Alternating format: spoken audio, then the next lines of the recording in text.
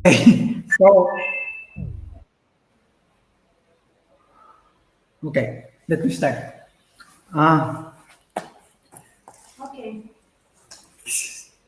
we don't have timer, so I was notified that everything is okay, so you can start, but please be close to okay. your laptop so some people hear Okay. you. Good afternoon, lady and gentlemen. Ladies and gentlemen. Okay. There are four papers, four presentations scheduled for this session. We have three on-site presentations and one virtual presentation. And this is going to be the first on-site presentation. Okay, the paper is towards a dynamic offloading mechanism with twin delayed DDPG in edge computing. Twin delayed DDPG is actually the the extension of DDPG. So in short, it's called TD3. Okay, TD3. So this actually is a work by my one of my students, and because he won't be able to come and present this paper, so I'm going to present on his behalf. Okay. Excuse me, what is DTPG? Uh, Deterministic uh, probabilistic gradient. It's going to appear soon. So okay, so this is the outline of the presentation, and so we have background, objectives, technologies, the model, the DPG, TD3, and summary and future issues. Okay, so we all know already that this IoT devices has been in high demand due to its different IoT applications, and so basically these IoT devices are actually generating lots of data. Okay, large amount of data, and so the typical approach is to have this data processed under the cloud. Okay, on the data cloud data center.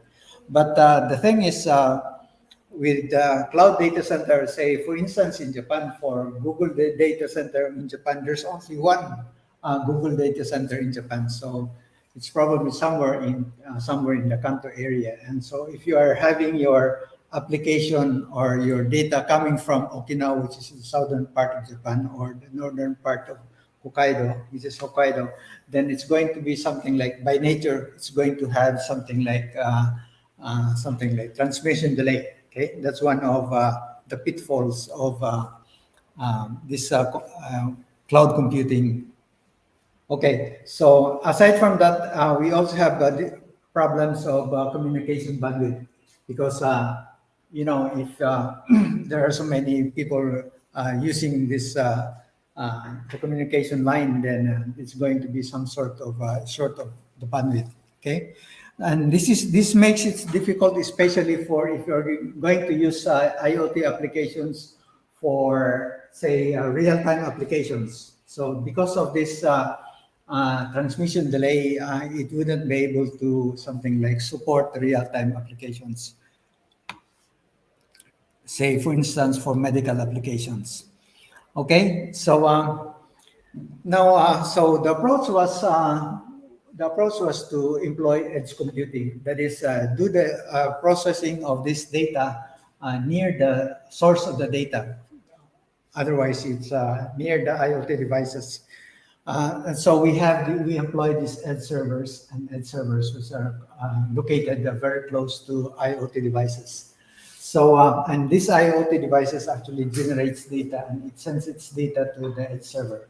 Okay, so and this edge computing, and together with the cloud, they can also, I mean, since edge servers are basically less less efficient or less computing power compared to these servers at the cloud data center. So it's still inefficient. Okay, so if you have a large amount of data, and then it wouldn't be able to processed by the edge server, then part of it will be uploaded to the cloud, and then let the cloud process this part of the data, and then send the result to this edge server. Okay. So, but then again, you have this part of the data will be sent to the cloud, and then still, and it also at the same, it's still the same case that we'll something like experience this communication delay. So that is still one of the hindrance. So the other approach, okay, so this is actually the picture of this different IoT devices, then sending its data to the edge servers, and then part of it will be processed under the cloud and sent back to the edge nodes. Okay, that's the typical approach of this edge computing and also cloud computing coupled together. Okay, so now, as I have said, you have still this something like delay. So what is being thought about is to employ something like computation offloading. Okay, so that is you offload this part of the computation load from between servers. Okay, between servers. So basically, instead of sending these other parts of data to the cloud to be processed, then you send it through between servers. Okay, so this makes it because this is just within something like if you are really, inside a smart city, then it's the location is just very close. Okay, so this delay will be mitigated. Now, our approach is actually this is a very typical way of computation offloading, but we add another idea. Actually, is to employ reinforcement learning. Okay, reinforcement learning. So this reinforcement learning is actually goes something like this. Okay, so the agent and the environment, and then the agent actually something like has some action and then goes to the environment and makes it work. Okay, I think this is very familiar with this introduction to machine learning and all this kind of stuff.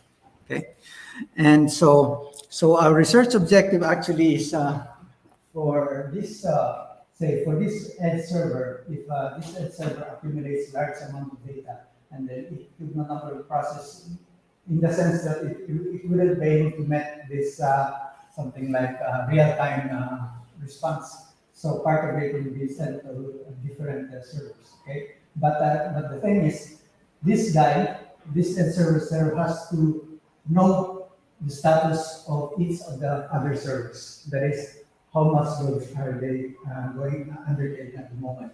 How much CPU? How much memory? How much storage devices are available?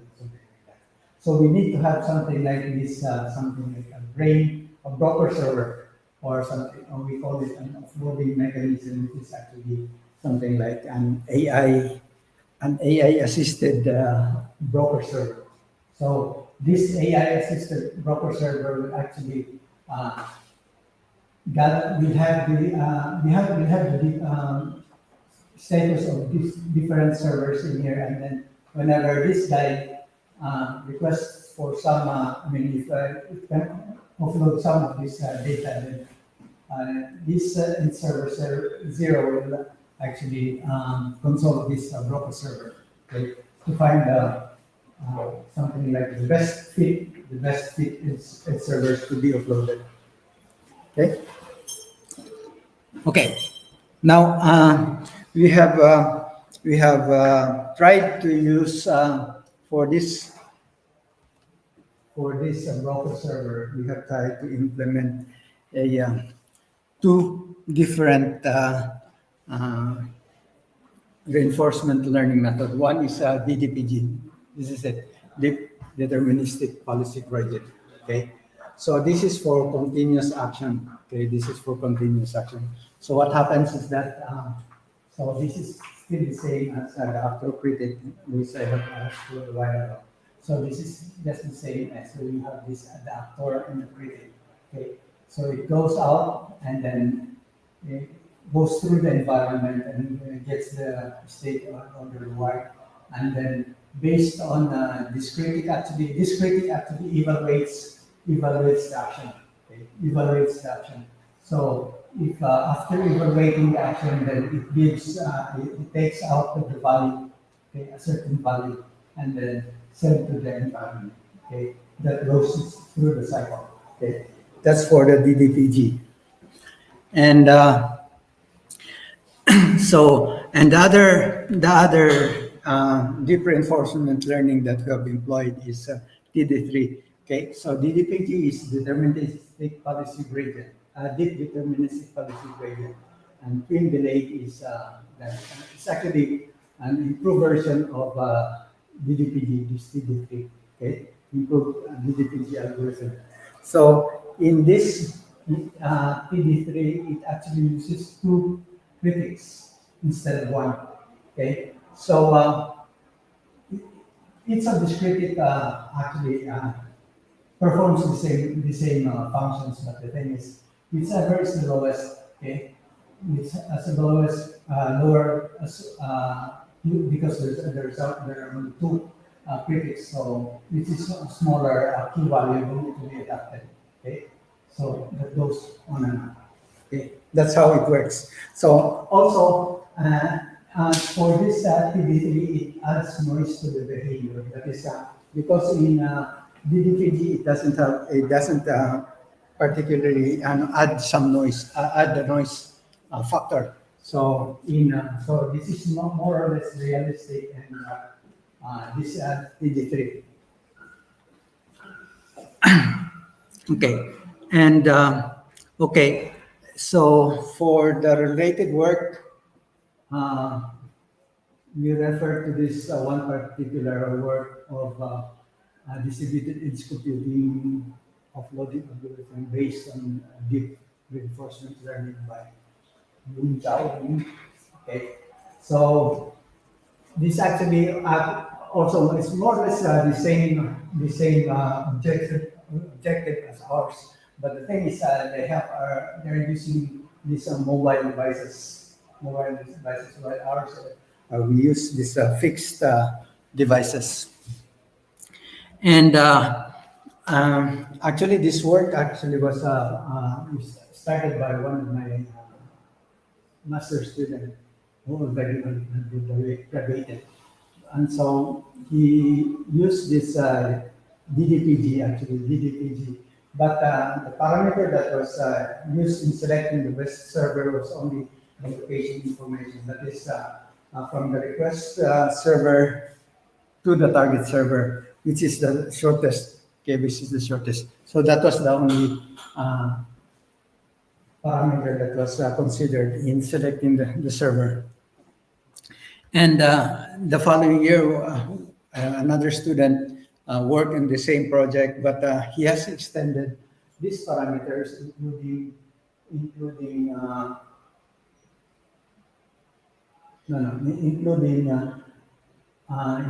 this CPU utilization and memory utilization and all this kind other parameters aside from the location. But still, it was he used this DDPG, though there were additional parameters involved. But with reference to this paper, this paper was have used DD3 in addition. Okay, so this is our system model. Okay, the system model.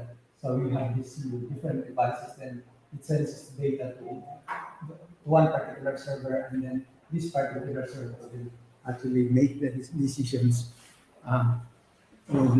which is the best fit among the targets edge servers. Okay, so instead of so we use this, we employ this broker server, okay, to aid this edge server to decide which of these other edge servers are best suited to be the receivers of this offloading task offloading or data offload. And then and then we make we conducted experiments using DPG and PDP at the same time. So we compare the two. Okay, so this is just simply the environment. Ooh, I'm running out of time.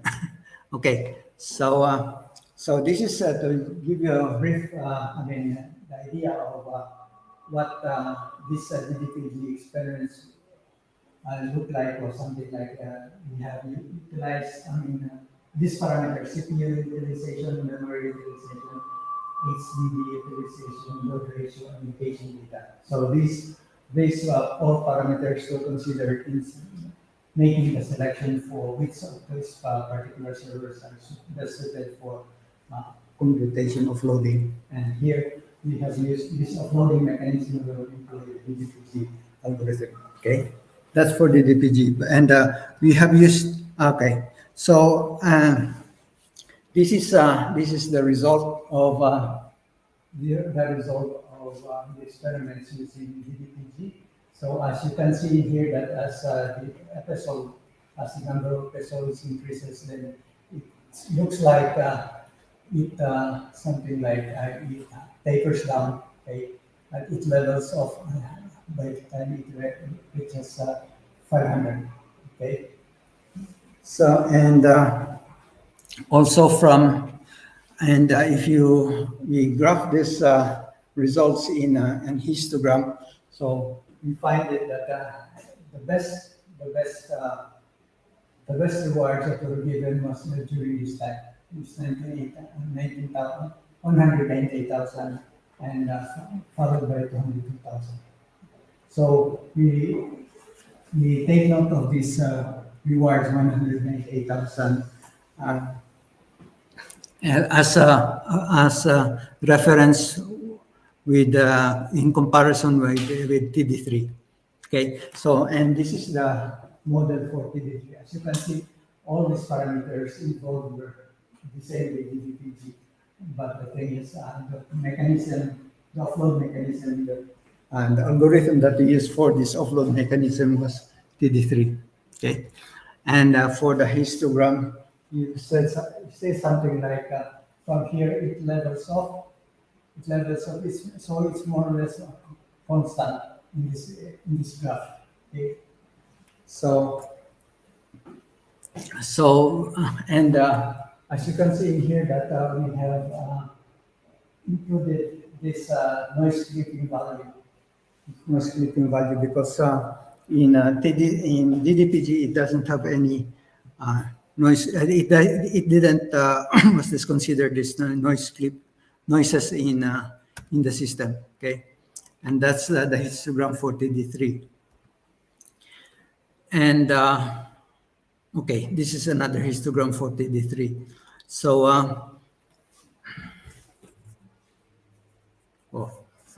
almost there. So okay, so these are the experiments that we did. Okay, these are the experiments that we did, and then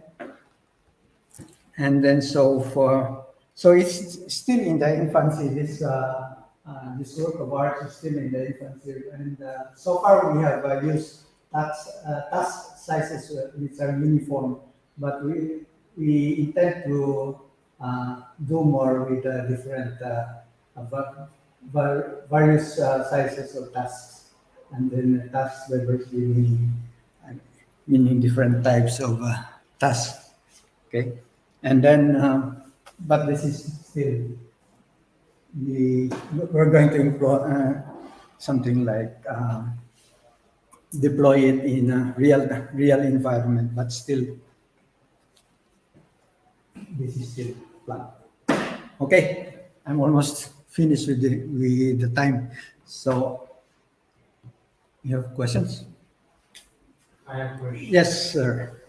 Bob, so you mentioned virtual edge computing environment. So is it some known framework you used or you developed your own? So what is It's something like a simulation environment. this? But you did it or it exists somewhere? No. Because we're also looking at very close area. So it's computation offloading of edge devices. It's a mission. Actually quite, no, I mean, the topic is very close to my research with my students now. Is it? So Okay. that's why I'm very much interested in your presentation Mm. and work. So So it's maybe you could use something that you use. actually my this student, this my master student before my master student actually did this simulation thing, and of course he used different libraries. Mhm. This kind of But things. it's available or not available, it's open source or something? It's not yet. Not yet. Okay. And another question, so you simulated these tasks. So Mhm. what was the task? How did you define the task? Task is just at the moment it's just data. It's not really this program task now. So you only specify like CPU requirements and Yeah. and something It's like that? something like static. It's not yet.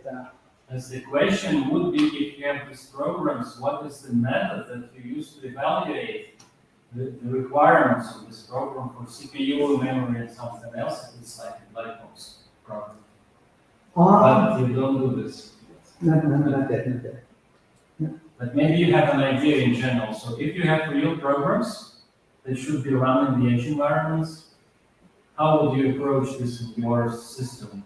Because you need to understand what are the requirements. Yeah, I actually have seen that kind of paper in one of the publications, but I haven't read it thoroughly. But yeah, But it's not easy because that question is around like for 20 to 30 years. Yeah, Like how that's can very- we automatically determine the requirements of the applications? And it seems like it's not solved yet fully. well, if it's going to be something like a traditional or orthodox type of task, then probably you can do some static assignment. But the thing is, if it's going to be dynamic, then it's very, very hard. Thank you. Anything else? Okay, I'm up. Second? Yes. Okay. How to end?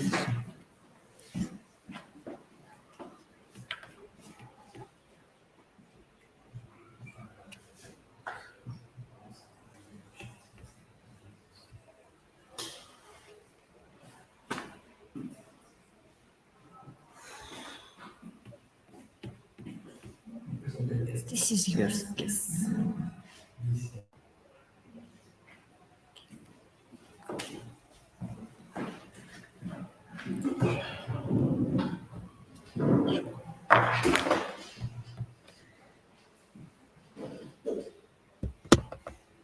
Can I start?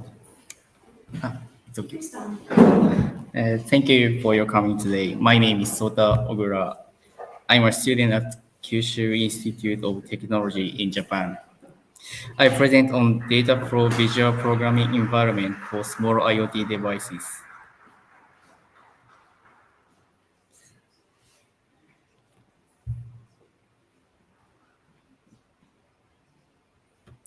There are six topics I would like to cover today.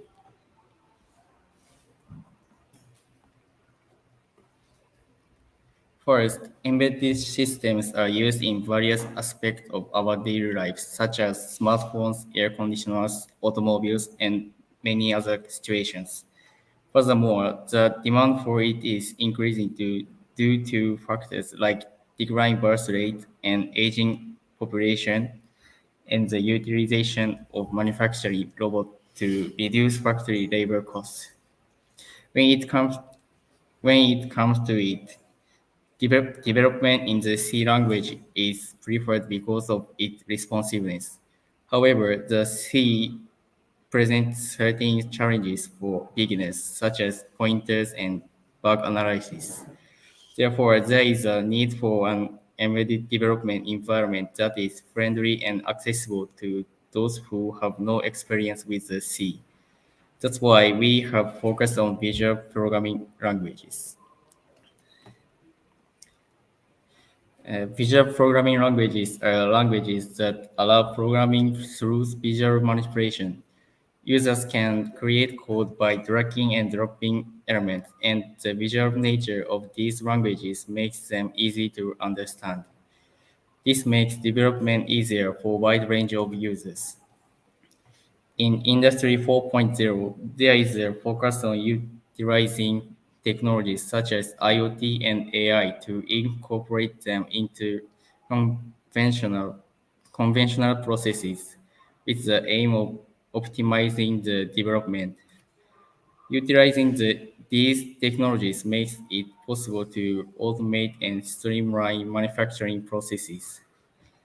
This has led to a growing interest in harnessing the power of data from IoT and AI.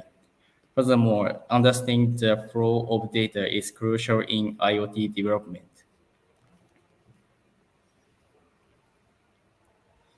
For these reasons, we have developed data flow visual programming environment for small IoT devices in this study. Specifically, we have created a development environment that is independent of the operating system using a container-based virtual environment. Furthermore, we use a data flow visual programming language to create programs, and we automatically generate programs specifically for microcontrollers by Ruby codes and implement them on the microcontrollers. In this study, we are utilizing Node-RED as a data flow visual programming tool. Node-RED has three key features. Firstly, programs are created by placing blocks called nodes, assigning application actions to them, and connecting the nodes with wires. Secondly, the created programs are saved as JSON code. Lastly, nodes can be created using JavaScript and HTML, allowing users to add their own necessary functions.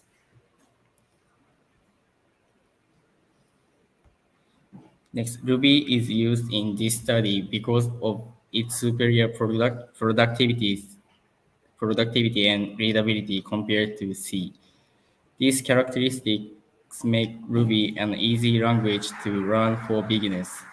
We also utilize mruby/C, which was introduced to enable Ruby programming in embedded development. mruby/C is a language for embedded development with feature of Ruby. The compiler, the compiler converts the Ruby code into bytecode, and it is implemented in the microcontrollers.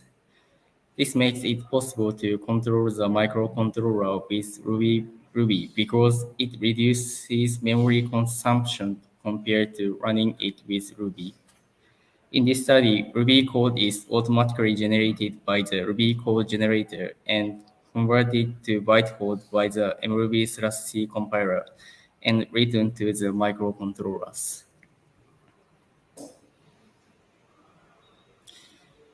And I'll explain why we use Ruby and Node-RED together. Firstly, by making use of Node-RED's libraries and flow packages, you can effortlessly incorporate nodes and flows that serve different purposes, seamlessly integrating them with Ruby's capabilities.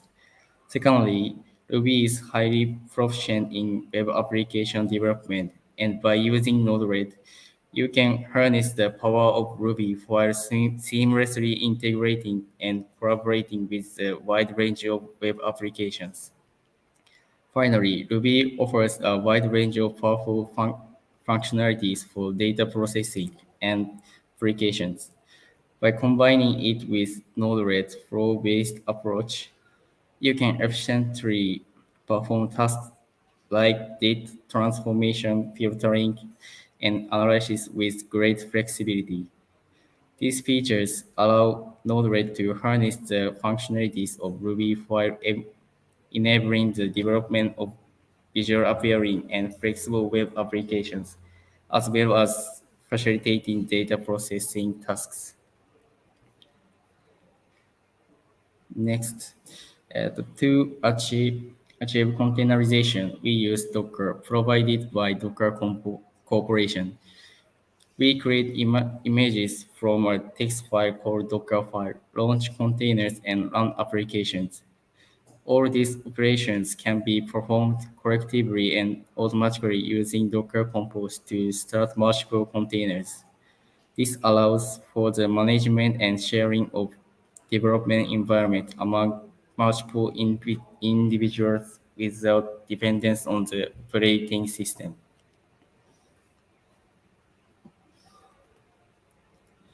I will explain container-based virtualization technology briefly.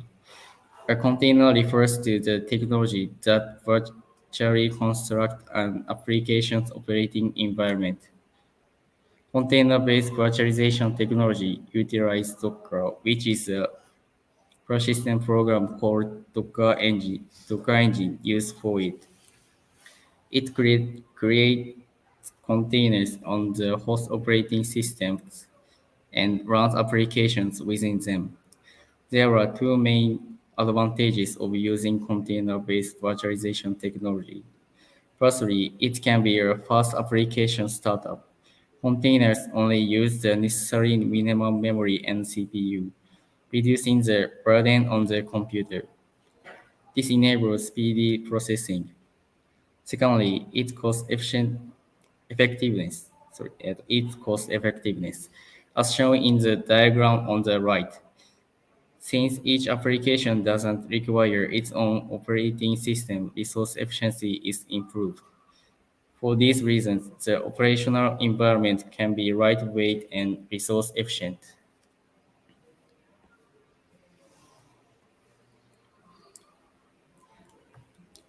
I've explained the process of implementing the program onto the microcontroller.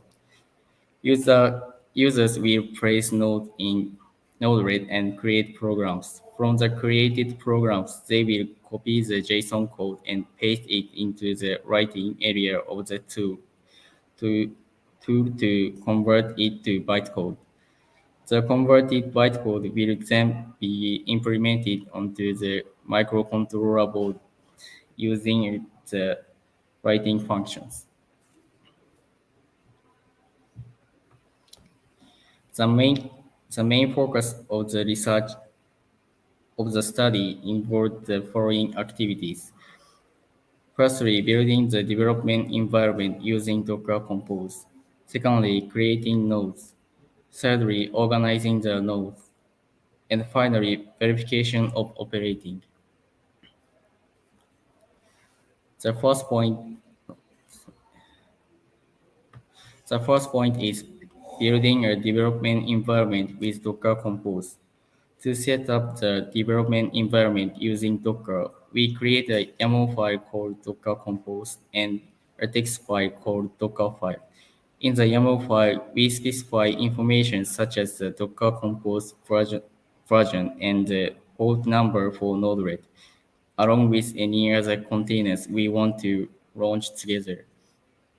In the Docker file, we specify the file names of the nodes we want to include in Node-RED and the names of any nodes we want to hide. We execute the command in the console to create an image from these files. Then we launch containers based on the created images and run the applications. The second point is about creating nodes. In Node-RED, it is possible to create custom nodes with the desired functionalities. Creating a node requires JSON files, JavaScript files, and HTML files. Firstly, in the JSON file, the location of the main program file for the node is specified. This allows the node to be displayed and used, as shown in the left image. Next, in the JavaScript files, the node name is registered and specific functions of the node are called to execute the program. And finally, the HTML files are used to describe the node description for registration in the editor, determine the node design, and lay out the configuration options. This enables the creation of a node editing editor as shown in the right image.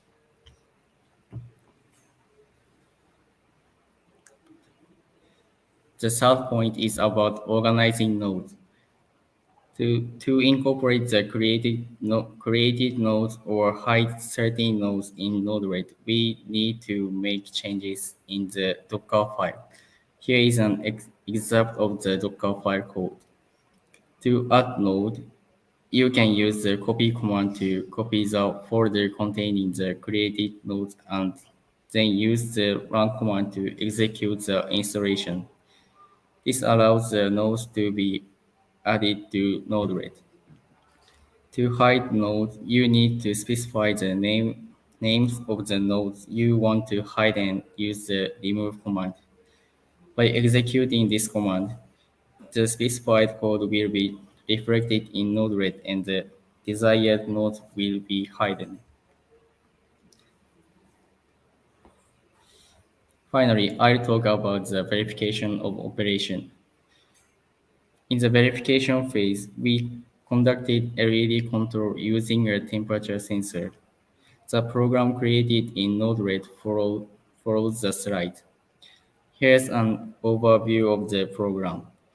If the temperature value received from the temperature sensor is about 22 degrees Celsius, the red LED will be turned on. If it is below 22 degrees Celsius, the green LED will be turned on. Let me provide more details. To start the program, click on the button at the left end of the inject node labeled with the timestamp. The GPIO read node will receive the value from the temperature sensor. In our case, the temperature sensor converts the temperature into an analog voltage. Therefore, we used a function Ruby node that allows for free-form input to convert an analog voltage to Celsius temperature. The Celsius temperature received from the function Ruby node is then evaluated using the switch node, which determines whether it is above or below 22 degrees Celsius. Based on this evaluation, the corresponding LED will be turned on.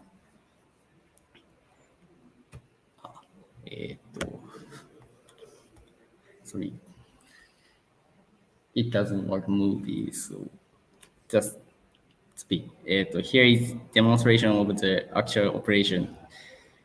When the temperature is 22 degrees Celsius or above, the red LED is turned on. And when the temperature is below 22 degrees Celsius, the green LED is turned on.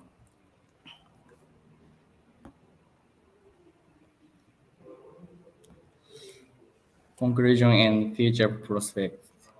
In this study, we built and shared a development environment using Docker Compose and developed and organized nodes using Node-RED, aiming to create a data flow visual programming environment for small IoT devices. Looking ahead, we plan to expand the application of this study to the industrial sector. We will continue adding new nodes during development and utilize the environment we have created to control a robotic arm.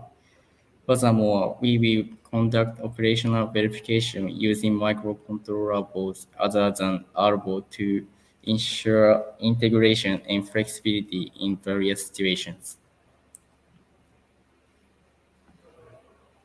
The reference is are as follows. Thank you for attention.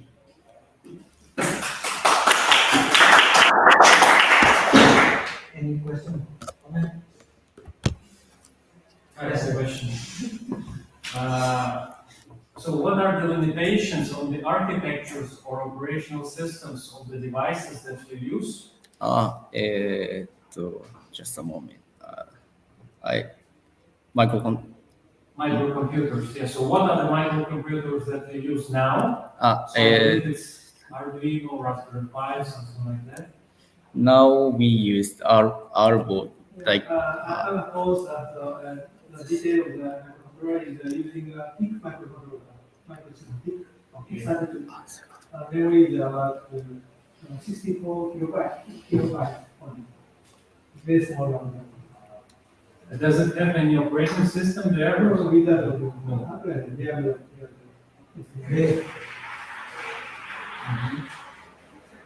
And can it work, your system with other architectures later, so it's universal? yeah. Right. So this system is released as open source software. So widely provide, and I hope that maybe malaria is using this system. So no threat can use. Yeah, work what with is different. yes. Yeah, So so, this one is also open source released. So I hope. okay. Thank you very much. Thank you.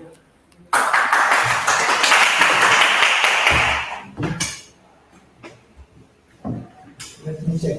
What about this online? Virtual.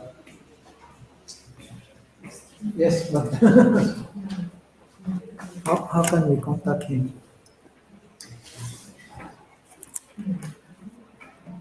Rafael, No, Rafael is in the other room. He's chairing a session.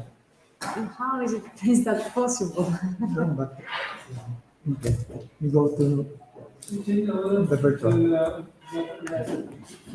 Yeah. That's right. So Rafael will not speak to him? No, he's going right after. So we go first to the virtual. But he will come later. Yeah. Okay, so we have to check if Mr. or Mrs. And there are so many authors. Yeah. But I don't see any. I don't know. The virtual participant Are these? is not here. Hermano, εγώ No, this is our room B. πώς είναι που βλέπουμε τους participants. Room B is this. Εδώ, θα τους βλέπαμε μα ήταν. Δεν είναι. Τους βλέπαμε πριν, χωριζόταν η οθόνη. The thing is that not virtual participant is. Sir? It's not online. The participant is not online. And the participant is not Yeah. online. Just.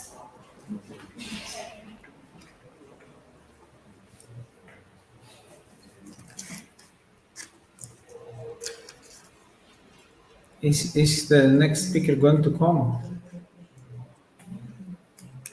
Let me see. Because he has only two papers.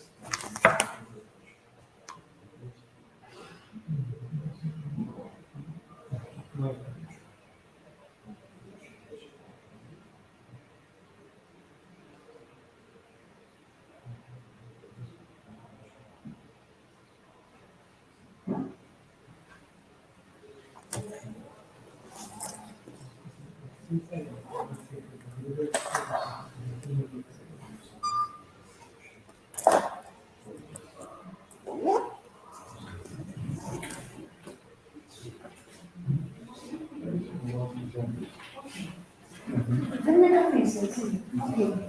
So the one guy that has to present now face to face is chairing another session.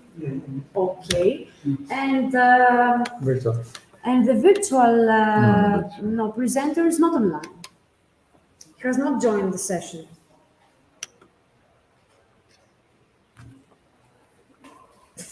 Nobody? Nobody. So do we have to wait for?